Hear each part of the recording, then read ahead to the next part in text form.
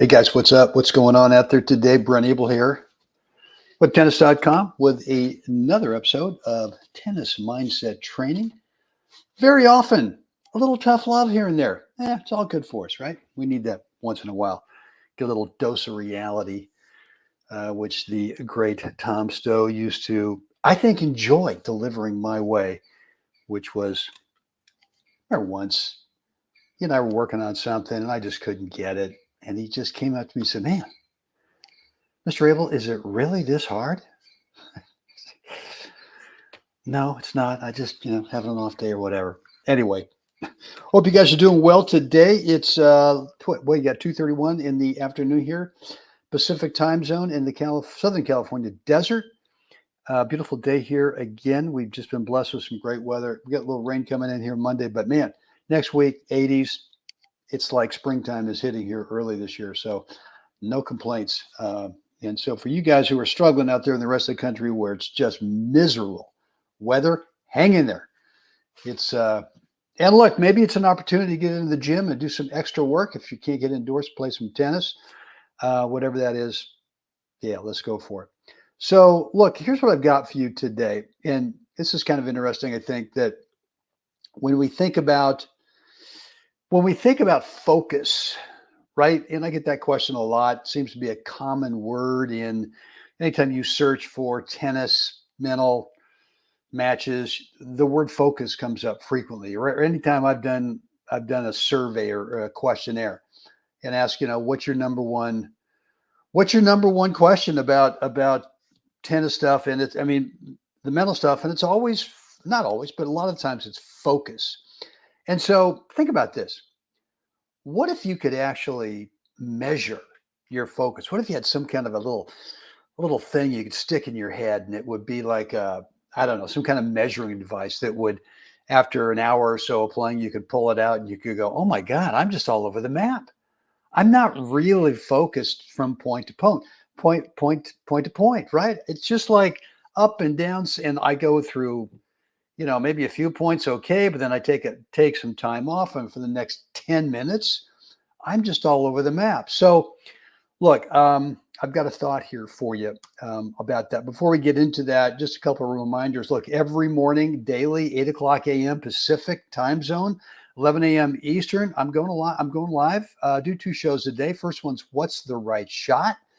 And I cherry pick a point, and we look at the point, and then I kind of pause it and ask you, what do you think is the right shot? That's usually the agenda with that. Sometimes a little bit different, but I want you guys thinking more about shot choice and where do you want to move to next, and not thinking that getting better as a player is just giving some tennis pro some kind of annuity in terms of, hey, let's see if we can make that topspin forehand even better this week. It just doesn't really move the needle in terms of you learning how to really play the game. So that's what I do with What's the Right Shot. I think we're up to, today was 330, episode 337.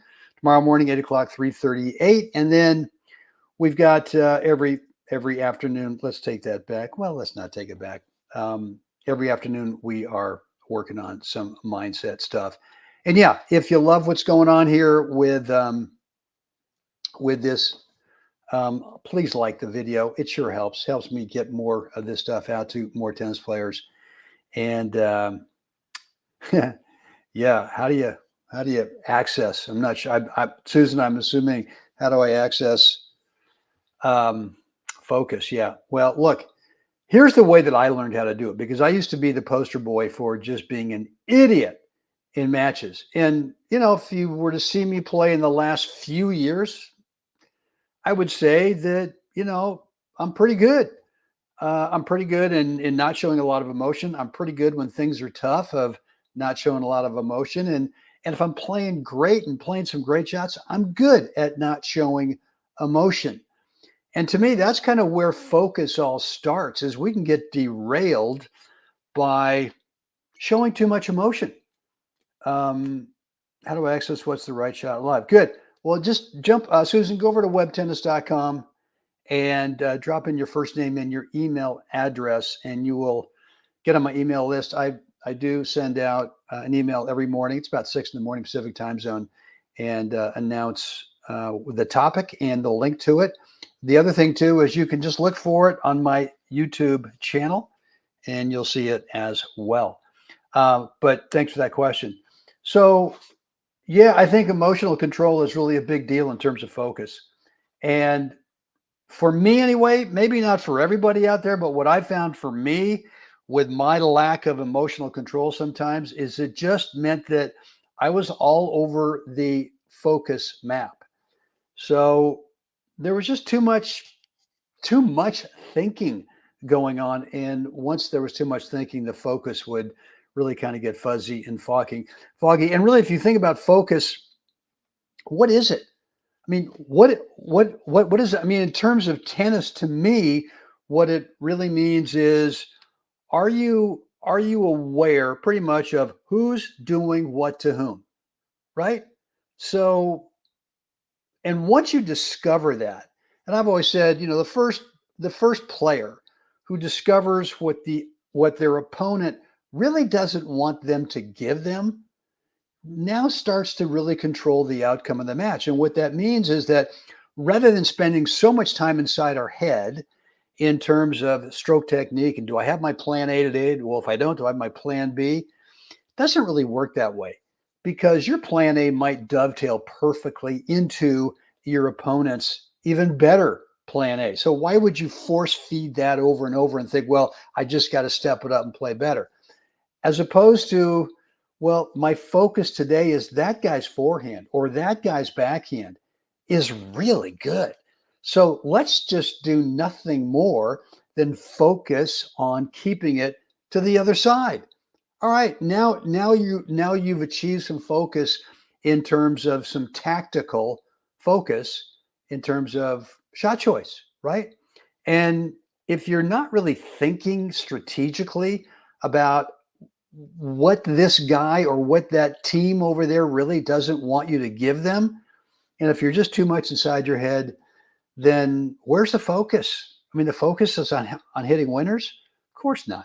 It's not that. The focus is, well, I've got to go through my little checklist here of, okay, ball's coming in on my forehand. Now I'm going through the manufacturing checklist step by step. How do I hit a high quality forehand? You're way past that. You are way past that. Obviously, you're doing enough stuff in practice to where at some point, like we talked about yesterday with those 10 fundamentals, at some point you've worked so much on it that as long as you've got the right spatial distance away from the path of the incoming ball, you're going to be a consistent, repeatable shot maker. So now focus gets into, what does that guy not want? What do they not want me to give them? So Mark's saying, I think of being a focus is being in the moment, not in the past or future, is stuck in my head. Yeah, I just don't get that, man. I've just never understood be in the present. To me, I need to drill down deeper in terms of, well, what does that mean against my opponent? And what that means against my opponent is, yeah, you're right. I mean, get out of your own head. But what does it mean that they don't want me to give them? Or what does it mean that I just want to stay away from that one area because they're really good at it.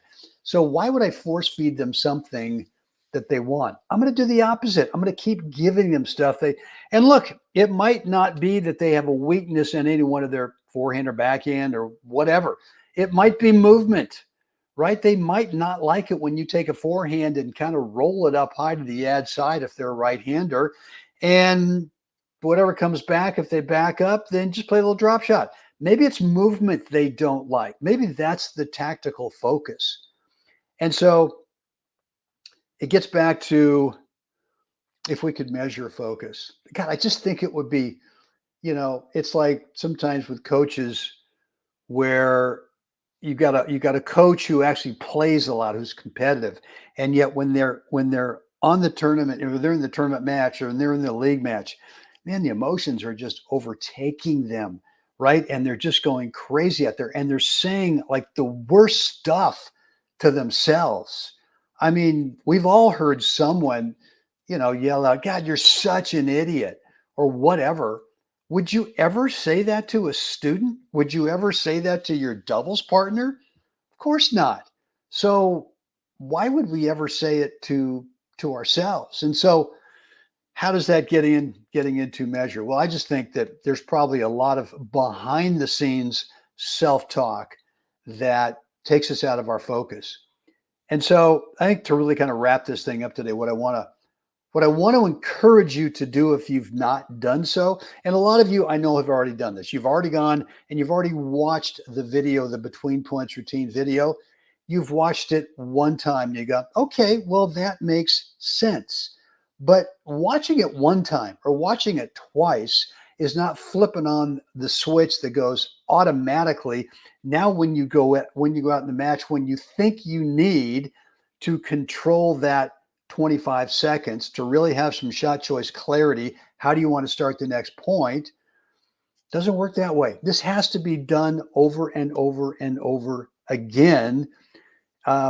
If you really want to be able to, if we could measure focus and see that the chart is not like a roller coaster where it's just all over the map, where it's really kind of like a straight line, right? And so I just encourage you. I mean, if you're brand new, maybe Susan, you're brand new to web tennis, go over to webtennis.com. It's right there in front of me. And just drop in a first name, email address. You'll get access to a private, it is a free video, about 20-minute video, and it takes you through the 80-20 reality, which is 80% of the match is not spent playing points.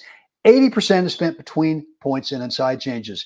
And when you manage that time really well, and for me, I've got a very specific 4 parts between points routine. 1, 2, 3, 4. I don't interchange them. That's always the same thing. And when I do that, I end up creating way more clarity. How do I want to start the next point? Focus. And then it has a residual effect that carries over into the point as well. So yeah, if we could measure it, it'd really be interesting. Here's another thing to think about. And I've talked about this where, I don't know if this is really a good example, but where I like to go out on the practice courts from time to time, and I don't think about anything other than I just want to feel smooth, right? I just want to feel like everything's effortless, and I'm not looking at results. I'm not really thinking too much about shot choice, whatever's the instinctive shot choice that comes to my mind. I just go with it, but I just want to physically and mentally experience being smooth. And it kind of works that if we could bring that to our matches, which I've done before, and it works. It works. And I don't know how I'm trying to make a parallel between that and if we could measure our minute-to-minute focus. But maybe it's more like if we could just maintain being smooth over and over and over, the same way that we could maintain focus in terms of clarity. How do we want to start this next point? And once you're in the point, maintain that focus, whatever that tactical focus is. And at the end of the point, just maintain emotional control. You hit the greatest shot ever hit in the last 18 months on court 3 at the Berkeley Tennis Club. Don't go crazy, right? Or if you're on court 2, well, maybe court 4. Court 4 is even more centered to the clubhouse at the BTC. You got the wide open volley, you chunk it, and you're just thinking, man, everyone's watching, this is bad, and go crazy. Well, now you're all over the map and you've lost that tactical focus for I don't know how long.